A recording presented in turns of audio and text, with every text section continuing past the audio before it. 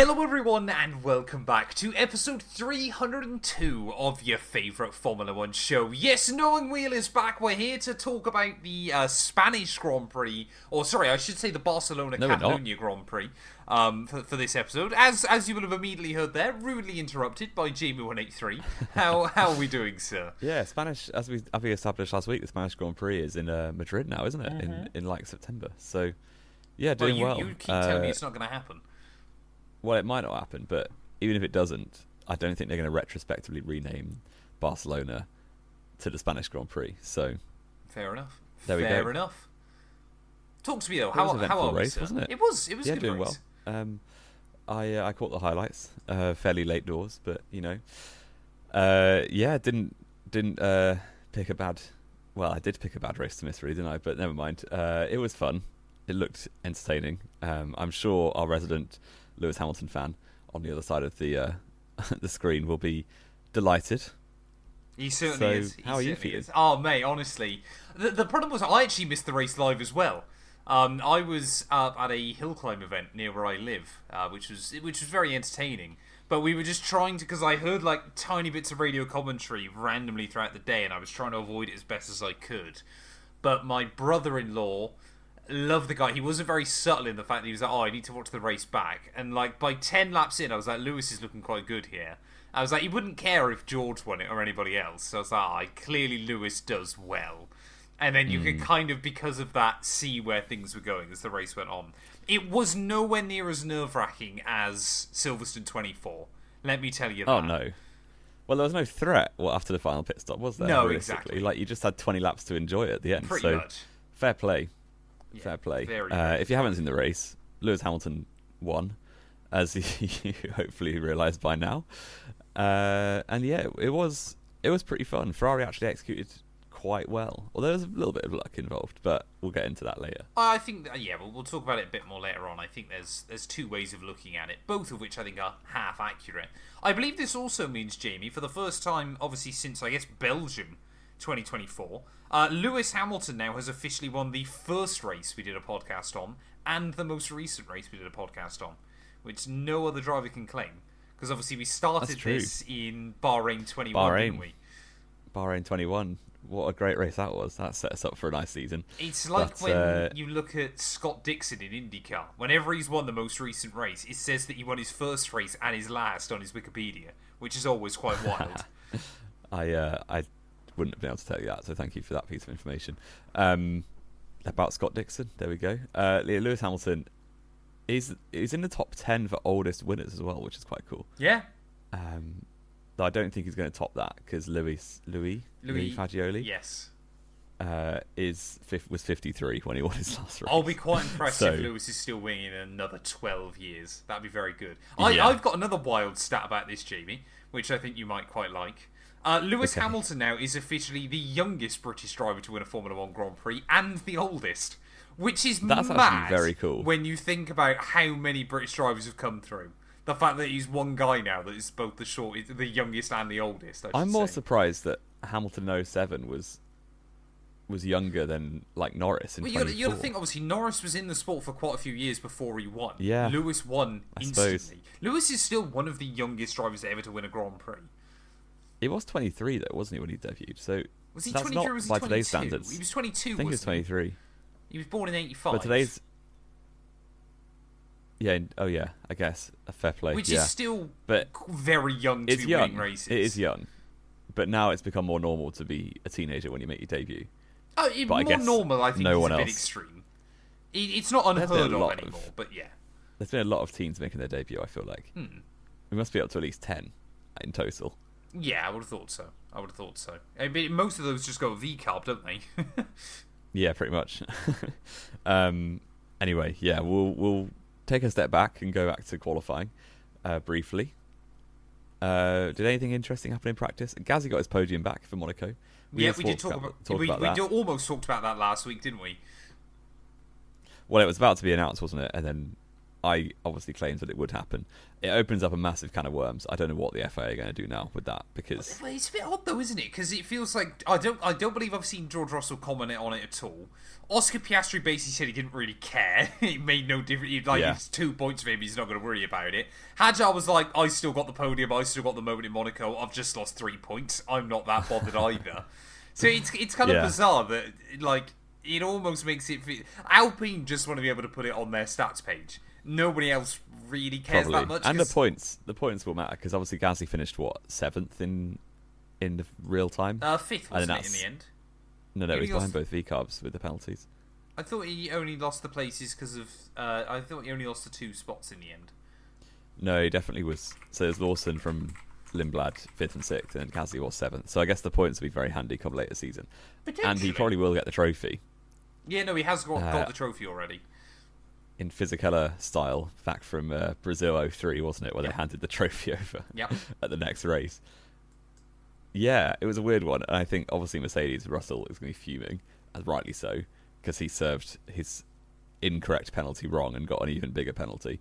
So the only thing is, though, of course, like we said, because Alpine obviously shared the onboard, didn't they? I would assume everybody else sat on their limiter, so they can still try and claim, oh, well, actually, you did still do this. The fact that Gasly obviously deliberately sat under his limiter maybe is what gave him a bit of extra wiggle room. Do you want to know the mad thing about that now as well, of course? After Barcelona, Gasly's only 14 points behind Max. Well, that's actually grown. For the first 4 races, Gasly was basically level with Max. He was ahead of him for quite a while, wasn't he? Yeah, exactly. So the Alpine's actually been quite good this season. And obviously they've got the same number of podiums this season as each other. So, yeah, fair play Pierre Gasly. This time last year he was cutting around at the back. So, yeah, or just getting 10 Q3s and getting no points for it. But, other things from qualifying. After we mentioned that Lance Stroll has almost gone a year without out-qualifying Fernando Alonso. No, two years, sorry. He did it, and it's back at Spain again. And I feel like Alonso... what's the opposite of slept on? When everyone thinks you're good, but you're actually not. Well, it's just Fernando Alonso's career, isn't it? Overrated. Yeah.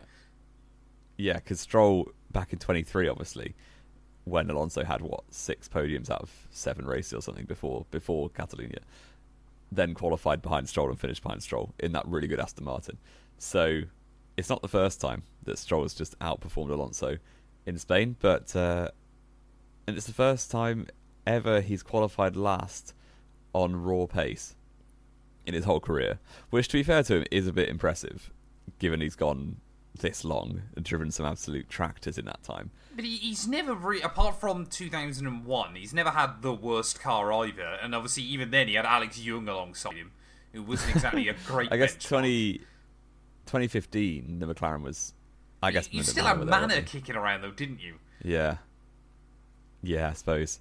And then 17, it was pretty awful as well, but Sauber were there just stinking the place up. So, yeah, maybe that's not that impressive. You're basically saying when he's driven the slowest car, he's out-qualified Alex Young and Lance Stroll. Yeah. So, fair play. Wow. Charles Leclerc bidding in qualifying as well. Yeah, quite an interesting... He did. Charles Leclerc, I mean, we spoke about this briefly, didn't we, after Monaco? And I think, obviously, we talked about more after this as well. He's really in a bit of a rabbit hole at the moment, isn't he? Of suddenly now realising, actually, Lewis Hamilton is still really good. And now Lewis is starting to get the team and the car around what he wants. I'm in a bit of trouble here. And I've just signed another contract extension.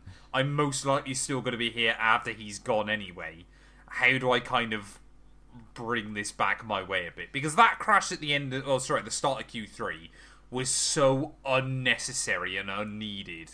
But really then did just completely because he was looking better than Lewis in practice, but it just felt like from then on all of the momentum for Leclerc just completely went away.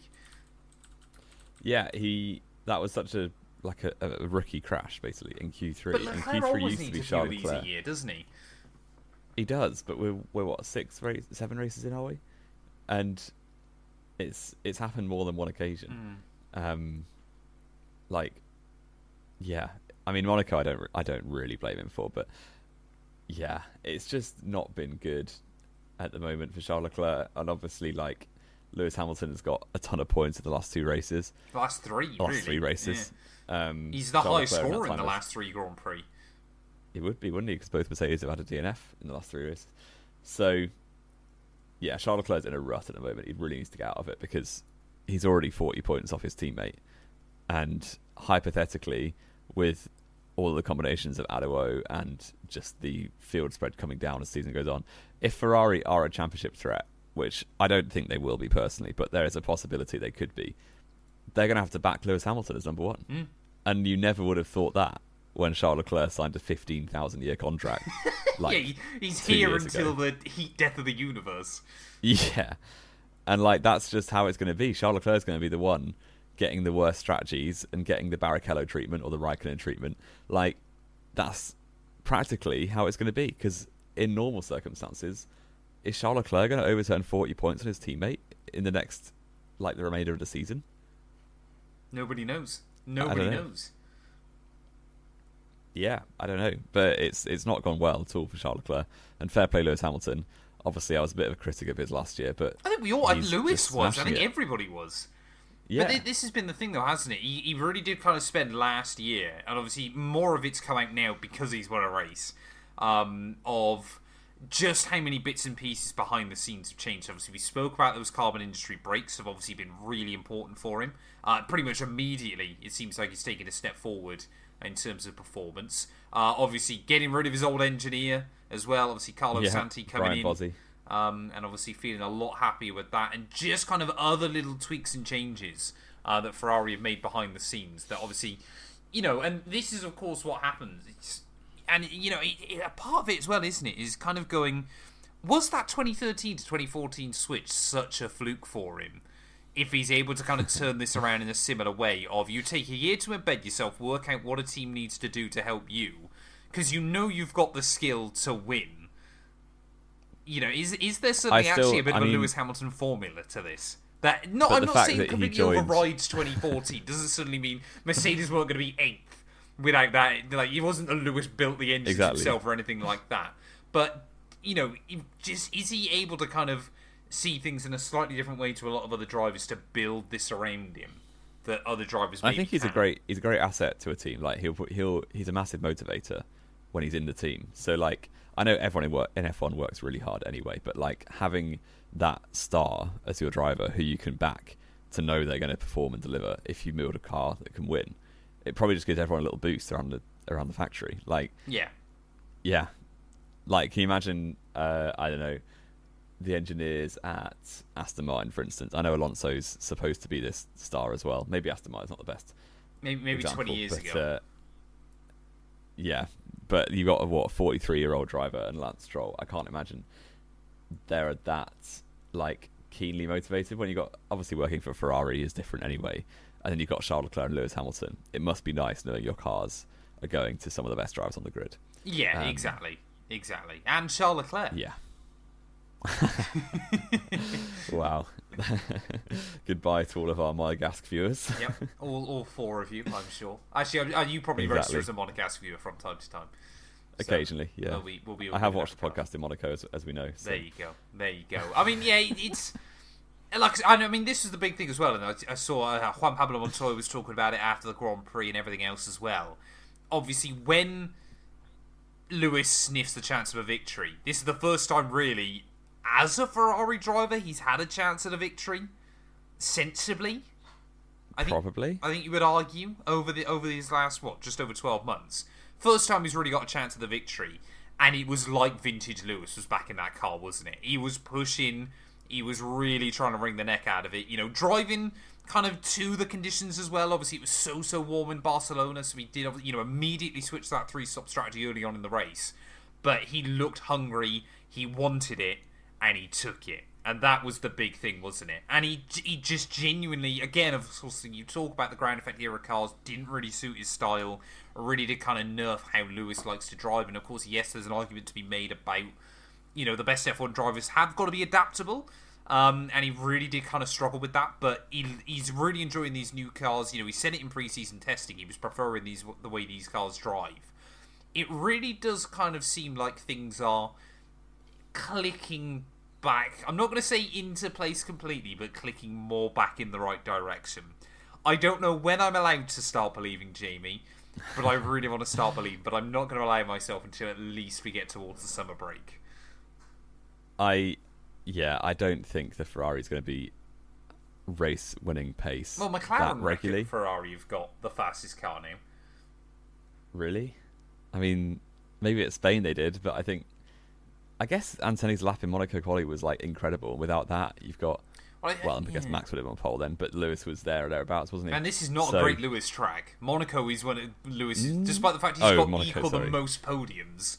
Yeah, I thought you were going to say Spain's not a great Lewis track. He's actually won like so many times. He's won 5 in a row. I think it's his, he's now got the most wins at Barcelona, doesn't he? 7. But even then, I don't know whether I would associate it with like a track that Lewis always cooks out either.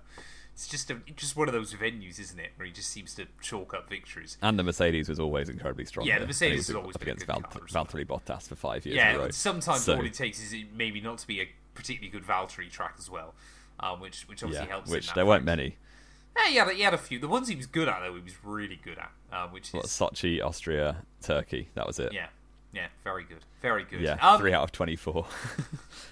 I mean, yeah, this is the thing, though, isn't it? Of course, perfect storm for Lewis Hamilton. Obviously, does really seem confident now. There was obviously other things to talk about, though, through the Grand Prix. Obviously, like we said, it was very, very high tire deg. So, Ferrari, again, we clown on Ferrari for, always messing up their strategies. They were adamant they were on the 3-stop very early on and made it work and executed it to perfection as well, which obviously was really, really important and kept Lewis in that hunt earlier on in the race. There were a couple of other funny moments, though, wasn't there, Jamie? Hulkenberg, of course, on for what could have been his first points of the year.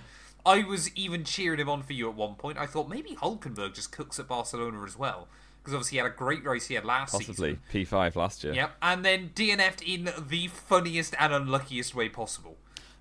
It's astonishing. I feel like if you look at the number of unique ways to DNF for any driver in Formula 1 history, Hulkenberg must have the highest number of ways he's I feel DNF'd like there'll be races. drivers back in the 50s and 60s that would have been worse.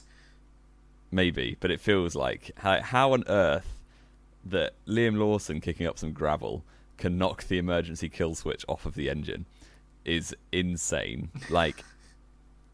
And he was on for points. He was right behind Lawson, like stressing him out. Probably going to go for the overtake quite soon. And I think he was on a better strategy than Lawson as well, because I think VCARB messed up the strategy a little bit and came behind the Alpines, didn't they? But yeah, he would have maybe got 9th or 10th, and I'd have been absolutely happy with that. He's still yet to score a point this year, and that's not for the lack of trying. I think he's at least 4-3 up, maybe 5-2 up on Bortoleto in qualifying. But he's having a quietly okay season. It's only him, Stroll, and the caddies that haven't scored yet, isn't it, now? Yeah, that's right. Because Monaco obviously gave Albon and Alonso some points, didn't it? Yeah. Yeah, it's just not going his way at the moment. But the luck will turn at some point. This is just the variance coming back to normal after Silverstone 2025. Yeah, it's going to take 15 years now of rebalancing. I mean, when you look at it, actually, we don't really talk about it much because Audi tend to do a pretty good job in qualifying. They're actually not doing that well, are they, this year? No, they're really not. They're still in P9 overall. They're only 1 point ahead of Aston Martin right now. Like, all you need is another They should have an awful lot more race. points. They should. They could and should have, but they should be ahead of Williams sensibly. Would you say they're slower than Haas normally? I guess obviously Haas cooked in the first couple of races and won't score again. I mean, the amount of time Hulkenberg is generally on the cusp of Q3. He qualifies at 11th. I mean, he made Q3 last weekend, didn't he? He normally qualifies 11th. He did. Yeah, so like that suggests that I think the Alpine's faster. I think the Racing Bulls is a touch faster, but it's probably there or thereabouts. But you're also talking about teams that have scored a combined 98 points. Audi have scored 2. 2, and that was all in race 1. It was. Not scored since. It's not going great, but Austria is another opportunity to score some points. I will keep my hopes up. That'll be an Audi engine going up in smoke. Nothing matters anymore because he already got the podium. So, you can finish 11th every race this season. I won't mind. Fair enough. You're happy with that, are you? Well, you can't take 2025 Silverstone away from me. No, you can't. There you go. Fair enough. There you go. Alex Albon also had a pretty amusing DNF. It although wasn't a technically not DNF in the end, though, was it? It was registered as a DNF for a while, but then he did come back out. Yeah, he was not classified on the final results, but I haven't seen any evidence of this. But Matt James has Vowles claimed confirmed it in the race on live comms. He did. Okay, that the FIA camera, is that the T cam, like Yes. on top of the airbox? Yeah. That started coming loose because why wouldn't it just start like flapping about in the wind? So they had to pit to make it safe. Did he get a meatball flag? No, I don't believe so. I'm pretty certain Williams tracked it and realised. I mean, it's probably quite easy to tell if you're trying to look from Albon's onboard and the cameras are just shaking all the way down the straight. Yeah, yeah. You could. I doubt the FIA were cutting to that one too often. And that should be on the drop broadcast. That'd be great. Yeah. Exactly. It's like the beer goggles when you're going to Alex Albon's onboard. But I don't think he was going to get points anyway. Williams didn't really look at it, did they? Sainz was near the points by the end. 12. Yeah. But given that 2 cars dropped out at the points right at the end and he was still only 12. Yeah. I guess it's one of those with, again, a bit like Audi, isn't it? Although Williams don't seem to perform on Saturday. They just are that little way behind. And the problem is, of course, again, when you've got 4 teams that are so far clear of everybody else. I mean, Hadjar, again, had obviously a terrible start and then pretty much just spent all day running in 8th, didn't he, still? Was able to kind of get back out of everybody else and just drove by himself. It was a bit like, what was it in Montreal, wasn't it, where they were like, Isaac Hadjar got a 10-second penalty, a drive-through penalty, and he still came 5th. You're like, yeah, because there was no one else there. They were trying to praise him for his great drive when he almost killed Charles Leclerc. Tried to kill Charles Leclerc and still came 5th. You're like, yeah, because he was a second a lap faster than anybody behind him. Yeah, all he did was drive the worst of the best cars. Yeah. But, yeah, never mind. That was my rant over. And yeah, you've got the top 8 are basically always set unless something happens to some of them. Yeah, exactly. And then VCARB and Alpine look very, like, just that bit better. They're just operating quite well at the moment. Yeah. You really do end up with kind of this power vacuum of points, don't you? And this has kind of been the problem when now McLaren have got good again. It's become a bigger issue, hasn't it, in the sport?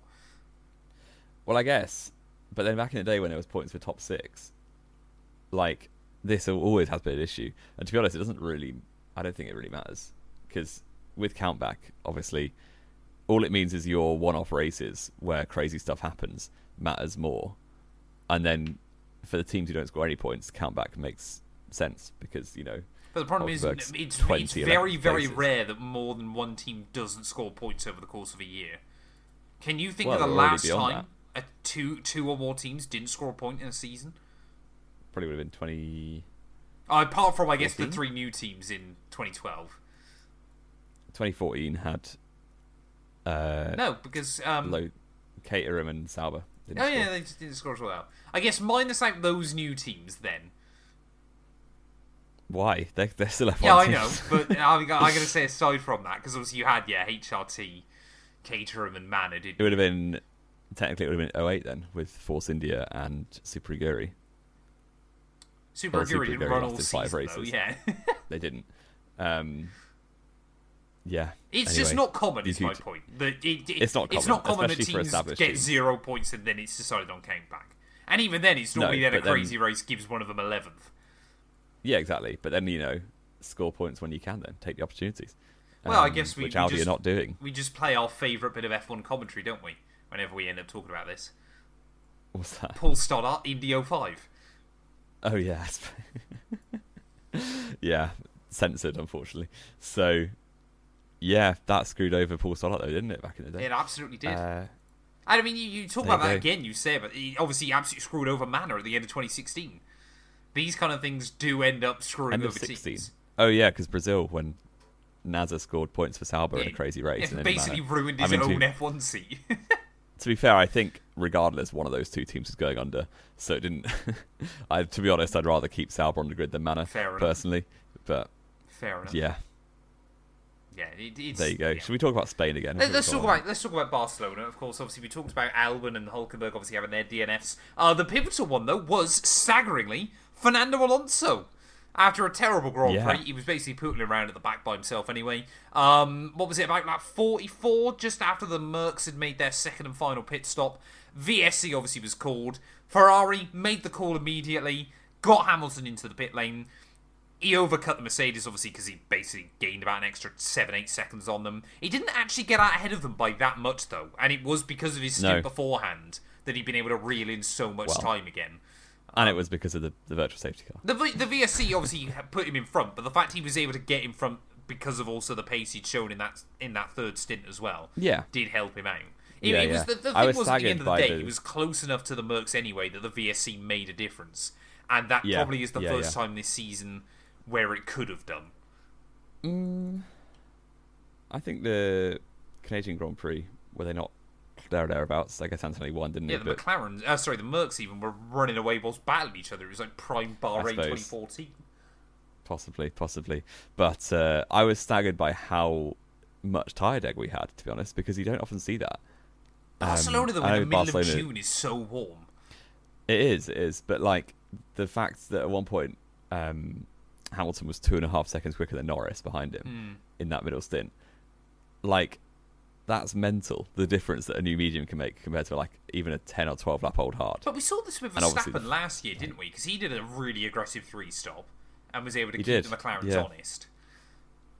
Yeah, until, again, a virtual safety car, or a full safety car, screwed him over for Kimi Antonelli. Oh, hang on a minute, he just didn't have any tyres left. That's his own fault. Well, that's because they went for an aggressive strategy. But yeah, I think, obviously, I don't know if Lewis Hamilton would have won the race without a virtual safety car. Jimmy, I think he won by close. 20 seconds. Everybody up and down the paddock has said he was going to win that race anyway. Everybody? I don't know. Because he would have come out like 8 or 9 seconds behind both Mercedes. Yeah, and he won by 20 seconds. And then would have had to... Yeah, but he would have had to catch and pass them both around Spain. Like, I just don't know. It wouldn't have been easy. And also, obviously, when he came out in the lead on fresh tyres that are also... Were they compound softer? No, or were they same just, compound. I think they were both hards, weren't they? Yeah. Obviously, he's going to drop them. And then as soon as Antonelli has the problem, which we'll talk about, Russell is not at all trying anymore. Well, Russell was trying, because he spent most of the end of the race trying to keep Kimi behind him. He was still able to push. No, but once Kimi was gone... Yeah, but Kimi only went with like 2 laps to go, and that was then when the VSC came out. I think it was 5, but yeah, I get what you mean. I think pretty certain it was lap 64. VSC came in at the end as lap 65. But both cars retired at once. It was like because Leclerc was also out because his power steering went, didn't it? Yeah, at pretty much the same time. Yeah, which was really odd, and I thought Leclerc just messed up again, but no. Yeah, it was a very, very good drive from Lewis Hamilton. I will admit and say with gritty I was teeth, apparently. The Sky Sports did like one of these compilations. I don't know if you saw it on Instagram or YouTube, where they started like playing clips of Hamilton's interviews last year, where he's like, "They need to just change the driver. Yes, yeah. The car's on pole position. I'm useless. Like all this." Yeah.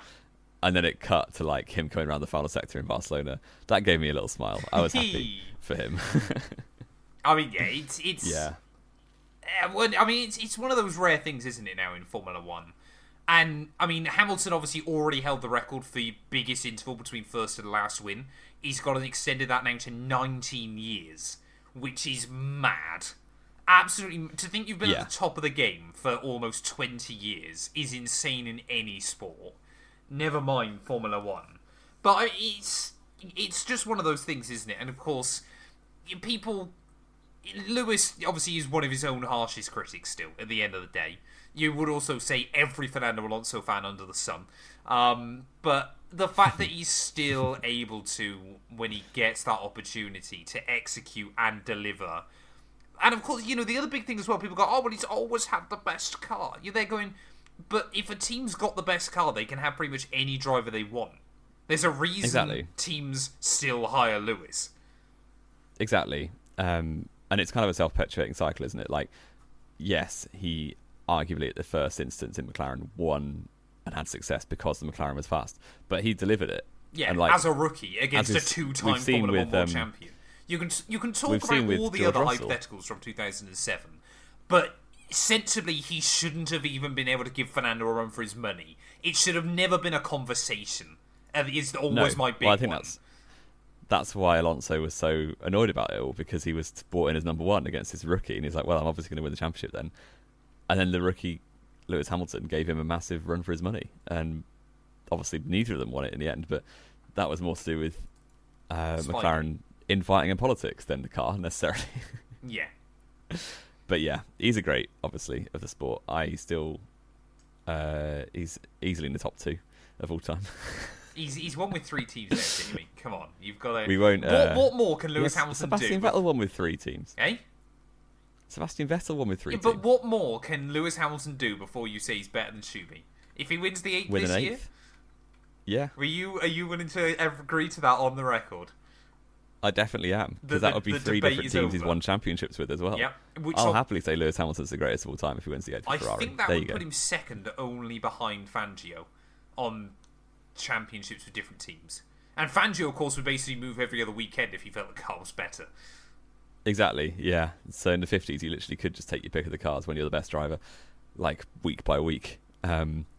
Yeah. I was thinking when you were saying that Hamilton's first and last win are 19 years apart, like hypothetical, like Schumacher's was what, 1992 was his first win. 92 Spa. 2006. It's 2006. But hypothetically, had he actually got that pole position in Monaco in 2012 and won the race, which is obviously a hypothetical, that's even then 20 years. Yeah. But this is what we spoke about on the channel before, isn't it?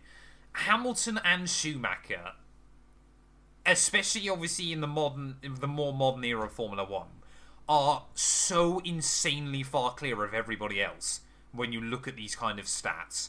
It's just unbelievable, isn't it? As of now. Because you could make the fair argument that both of them could have been 10-time world champions as well, which is just ludicrous. I think if Max can be bothered to have a normal length career, I think he might be up there by the end. But even then, we'll see. Can he? I think so. He's already on 4. Yeah. He's 28, so like by the time Hamilton was 28, he had 2, didn't he? 1 or 2 championships. So yeah, it can happen. We'll wait and see. I'm still not convinced, because again, it's the whole big thing, isn't it? Max has been able to do it with Red Bull. Will he be able to do it anywhere else? Will we ever find out if he's able to do it with anywhere else? That is I'm not ultimately the other debate. But I mean, win number 106, Jamie. First win for Ferrari. It takes us nicely into your quiz today.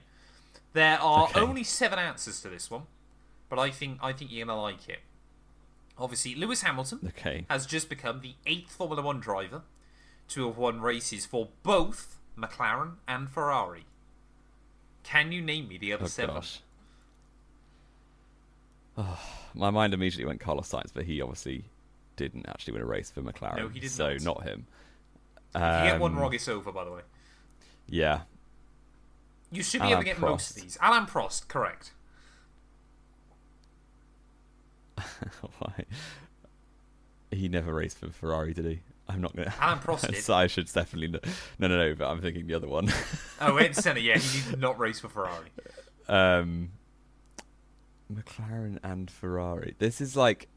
Probably these 80s and 90s drivers, just like... It feels like they popped up at a different team every year.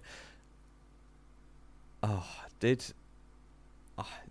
I'm now doubting myself massively. I don't think Nigel Mansell raced for McLaren. Nigel Mansell did race for McLaren. He did. I think it was 2 really Grand Prix with them right at the end of his career, and it was a disaster. I'm not going to say Nigel Mansell then. No, I wouldn't if I were you. Fernando Alonso, obviously. That's a more one-to-one. Correct, that's 2. McLaren and Ferrari. That's a difficult one. It's weird, isn't it? Because, I mean, only one... Oh, actually, well, I'm not going to... Yeah, I mean, one driver's won a championship. There's only other one in both. the 21st century. I was going to say, only one driver's ever won a championship with both up to this point. Oh, really? Which is mad when you think the 2 most successful teams in the sport. I can't... Who's won a championship with both? Niki Lauda. Niki Lauda, correct. Is he the one who's won a championship with both? Yes. Okay, good.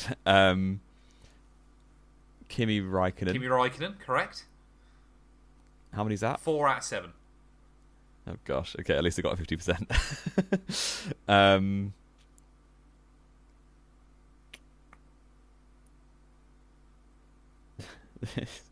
I'm just like, my brain is just not functioning. I mean, I think they're quite hard is the problem.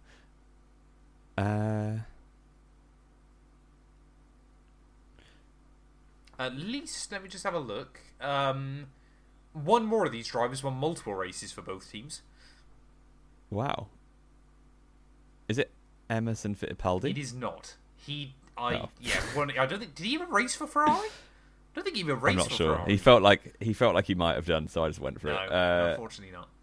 Okay, fair So enough. 4 out of 7, Who else was Jamie. left? So, bizarrely, when I first was actually thinking about this, I immediately went to Gerhard Berger. He won races Really? for both He teams. has. Well, he would have done, wouldn't he? Yep.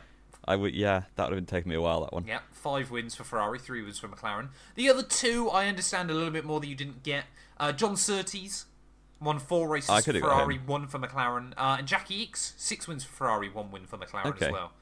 So, a very, Yeah, I very think exclusive club. If I'd recently watched Rush, I might have got Jackie X, but it's been a while. Would you have? I don't think Jackie Ickx was racing was. in F1 at that point.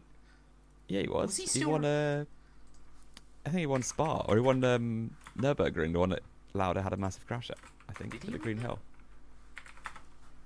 What was Jackie Ickx doing? Oh no, he was at Wolf Williams in 1976. 76. Did he win a race? Let's have a look. I'm pretty sure he did. He apparently was meant to go back to McLaren in 76, but didn't. Yeah, that's how James Hunt got the seat, because Jackie X been like, they basically had the chance to sign James Hunt because whoever he was up before went bust, Hesketh, and McLaren binned off Jackie X to give James Hunt the drive. Fair enough. There you go. There's your 1976 law for the day. wonderful. I'm just 50. We could do an F1 podcast based on 50 years ago. We'd have to get like old-timey microphones and stuff. It'd be incredible. Yeah, little F1 lip 50 mics. years ago. That'd be wild.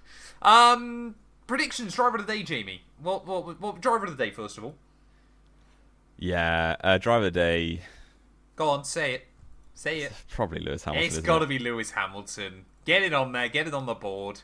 I also didn't put our Monaco ones on, but I'm assuming that was Antonelli for both of us, I'd imagine. I think we both said Antonelli. I'm pretty certain. What are those predictions scores on the doors, Jamie? I just like hearing this every week. It's 25 in your favour. Yeah. To 14. Yeah, and Right. the really annoying bit, Jamie. I literally said to you last week, I was like, I really want to put Lewis top, and I didn't. Yeah, you so should have done. I know. This is in, like, you're very. But I feel like had I backed him, it wouldn't have happened. Yeah, possibly. But I think this is a cheesy one for both of us, to be honest, because of our predictions for Yeah. Spain. So I said Antonelli pole. 0. No, he didn't. Anthony win, obviously 0. not DNF. Thank you. George Russell second. 2 points. I'll take 2 points for that. And Max Verstappen third, which is no points, despite him being quite close. Yeah. The Red Bull really wasn't at it this weekend, but he still maximised the results. So, is what it is. 2 points, and Jamie. you said George Russell pole. 2 points. Well done. You said George Russell to win. 1 point. No, you didn't. You said Kimi Antonelli second. No points. No points, and Lewis Hamilton third. So you got 1 point. 4 and 4 I got points. 2. So again, it's not great. It's not great at all. No. Also, George Russell still, despite closing the gap to his teammate by quite a lot, I still don't think it was a particularly good weekend for George Russell. Well, I think the big thing was especially in Antonelli the race. just got by him, didn't he? Just before he retired. Yeah, exactly. And obviously the gap's come down, but I just think that battle will weigh on Russell's mind. Because He's even though just- he still finished second. Yeah, everything is just going, yeah, this kid might actually be better than me. And you can't have that mindset in Formula 1. No, exactly. There's not a lot to blame. There's nowhere to hide in Spain because Russell was actually on pole with a better strategy on paper. And Anthony still beat him. Yeah. Well, he didn't, but he was going to beat him. He was, yeah, exactly. He got ahead of him, hadn't he? Wild. Absolutely wild late on in the day. Have we got anything else to add, Jamie? 106? Look, how many more wins race has Lewis rating? got in him? What are we going to get him up to? I whatever it is, I hope his poles and wins stay the same. Oh, it's, 'Cause they're the yeah, same he needs again to get now, a couple aren't of poles now as well. Is he not on the same poles? I thought No, he was one pole he's ahead of already wins at the 2 moment. poles down now, isn't he?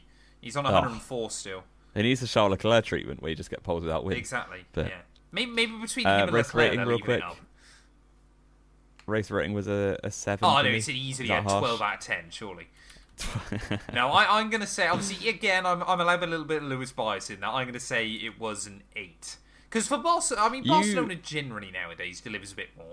But there was a fair bit going on up and down the field. There was a decent race. It was a decent race, yeah. You gave China an 8, and that's your highest rating. So literally, whenever Hamilton does well, you just give it 8 out of 10. Yeah, bang on. You got a problem with that? Fair enough. I'm sure. Fair enough. Well, I bet you gave Silverstone last year a 10. My highest rating at the moment is Canada, which is the only race Verstappen got a podium. There you go. See, look at that. And you just can't win races like we are not biased on this podcast. No, we've never claimed to be. We will never be biased on this show. But glorious, glorious. Thank you all, as always, so much for listening. If you have enjoyed, please do make sure you drop us a follow, leave a like, all that good stuff. I guess we'll probably be back next week, Jamie, unless something crazy happens. Yeah. Unless Leclerc's sacked or something like that. Or they just decide Lewis Hamilton's world champion right now. That'd be good as well. But yeah, we will be back very soon then to preview the Austrian Grand Prix, which is definitely a Lewis bogey track. So I'm not expecting huge results there.